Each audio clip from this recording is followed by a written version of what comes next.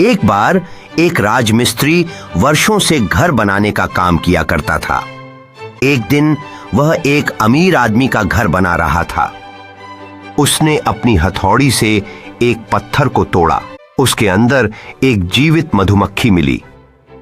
उसने अपने मन में सोचा कि इस मधुमक्खी को पत्थर के अंदर हवा पानी खाना कहां से मिल रहा है, जबकि यह मधुमक्खी जीवित है। वह कुछ देर सोचने के बाद अपने घर की तरफ चल दिया। घर जाकर अपनी घरवाली से बोला, आज के बाद मैं काम करने नहीं जाऊंगा, क्योंकि भगवान एक मधुमक्खी को पत्थर के अंदर खाना पीना दे सकता है, तो मेरे लिए भी वह पहुंचा सकता है। राजमिस्त्री की पत्नी इस बात से नाराज होकर खेत की तरफ चली गई। खेत में से घास काटते वक्त उसे एक सोने के सिक्कों से भरी हुई कढ़ाई दिखाई दी।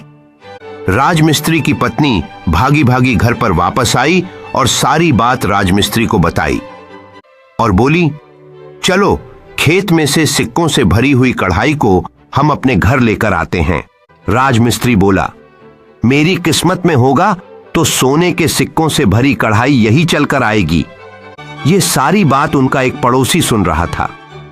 पड़ोसी उनसे पहले जाकर सोने के सिक्कों से भरी हुई कढ़ाई को लेकर आ जाता है।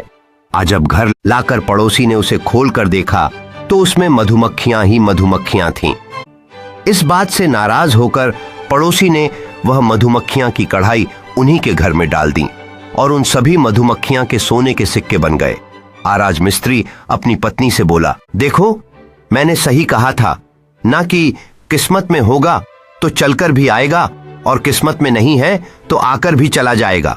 राजमिस्त्री और उनके बच्चे और उनकी पत्नी खुशी से झूमने लगे और अपने घर का राशन ले आए और बढ़िया बंगला, कोठी, गाड़ी, घोड़ा सब कर लिया।